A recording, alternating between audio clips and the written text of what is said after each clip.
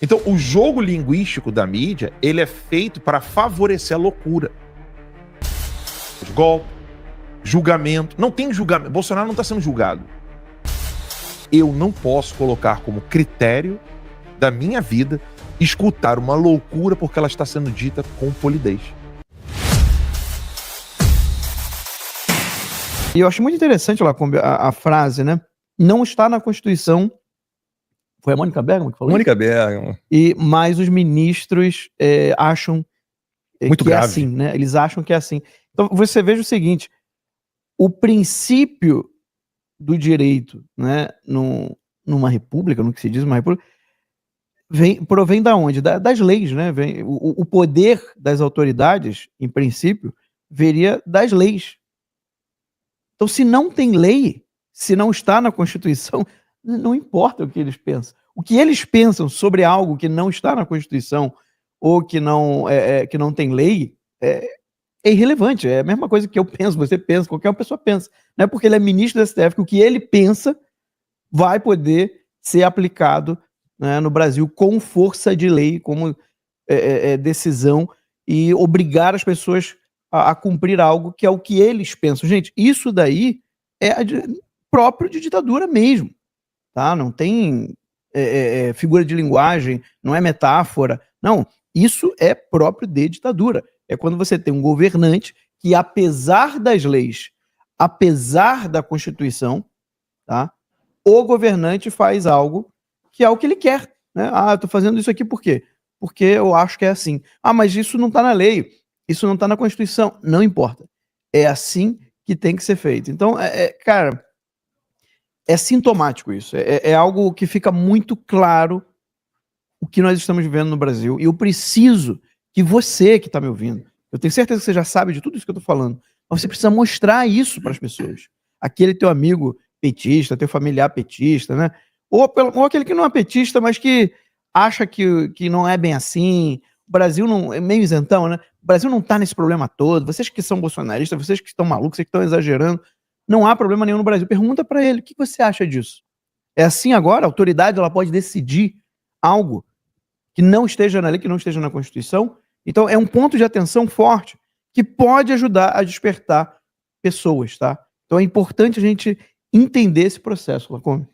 E olha, Lacombe, sobre o que o Max falou, eu acho que é bom a gente já, se você me permite, já colocar na roda um problema gravíssimo que nós temos no Brasil, que é o seguinte. O professor Olavo insistia muito nisso, né? Ele falava muito de destruir as ideias dominantes. E o que é a ideia dominante? As pessoas acabam caminhando num jogo linguístico, que é o jogo linguístico do inimigo. E isso é um problema. Nós só pensamos por meio das palavras. É bom as pessoas entenderem isso com clareza. Você não tem como pensar fora das palavras. Não tem. Isso é uma impossibilidade. Você pensar em algo que você não pode nomear é impossível. Você não tem como ficar fazendo... O que é raciocinar, né? Raciocinar é ir de um objeto a outro. Isso é o raciocínio. Então, você não tem como ir de um objeto a outro se você não tem como nominar os dois. Você pode até não conseguir nominar um, mas você consegue dar nome a um outro. E aí você vai trazendo o que tem de características no A para o B que você conhece. Por que eu tô falando isso? Depois esse tema filosófico, chato pra cacete. É de extrema importância você entender isso. Grava isso, escreve num pedaço de papel. Eu só posso entender aquilo que eu consigo nomear. Você consegue dar uma palavra para aquilo.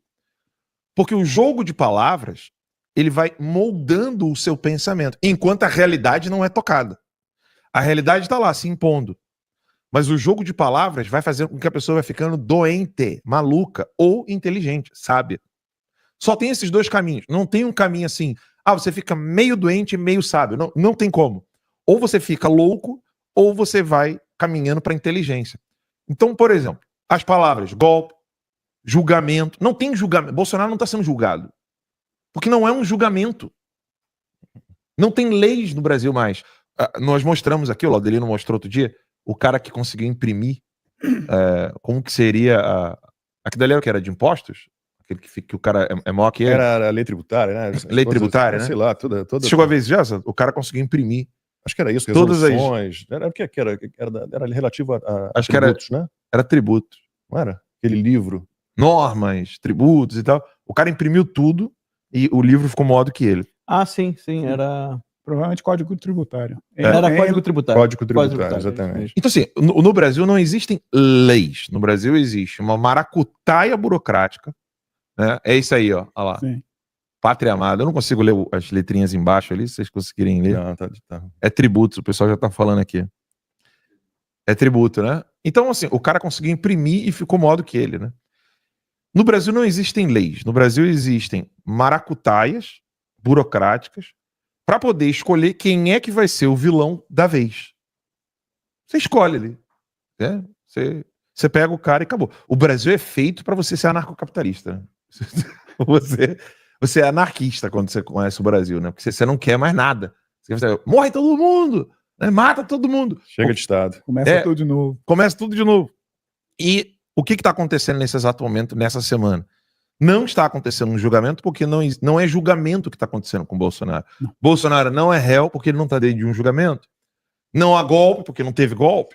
Então, o jogo linguístico da mídia, ele é feito para favorecer a loucura.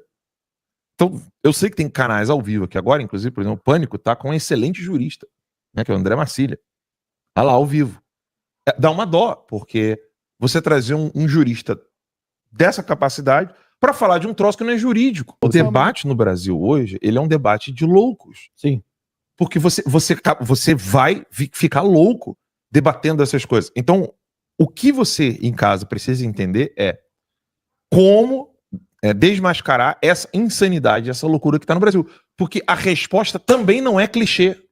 Como, por exemplo, você vai na internet, se você perguntar para qualquer pessoa, eles só vão falar de interesse político e dinheiro. Só que eles esquecem, né, o povão quando debate esse assunto, ele esquece que existe um jogo linguístico que a pessoa iniciou e não tem mais como sair dele. Ou seja, uma vez que ela começa a fazer o jogo linguístico dos revolucionários, ela cai numa insanidade sem freios e ela acaba não percebendo que ela está ficando louca. Eu sei que tem muita gente que é motivada por grana. Guga Chakra, aquele outro, Guga Noblar, o próprio pai do Guga Noblar, que também é menininho de recados do Fidel Castro, né? Agora o Fidel morreu, mas ele continua sendo menininho de recado de Cuba. Esse pessoal, eles vão inserindo palavras, vocábulos, né? Como eu já falei aqui, julgamento, réu, justiça, e as pessoas vão respondendo no mesmo tom, usando os mesmos termos. Então, por exemplo, como é que é? O pessoal fala, mas você acha que... Qual foi a pergunta aí que foi feita? Mas isso aqui não pode atrapalhar o julgamento, a delação? Se o ir e vir do Mauro Cid, as várias versões que ele deu em vários depoimentos, se isso não poderia enfraquecer tudo que foi construído, né, sob cartas, né, contra os réus a partir dessa delação fajutérrima. É tudo fajuto, né? Tudo fajuto. Do Só que se você... Aí o que o professor Olavo ensinou, e graças a Deus a gente consegue sair desse cracking, né? Essa falsa lógica, né? Com falsas premissas. Falsas premissas, exatamente. Você escorrega e depois não consegue mais voltar. Uma vez que você entra, você absorve a falsa premissa, é quase impossível voltar atrás. Exato. É um teatro, né? Na verdade, começa a ser um teatro, como o professor falava.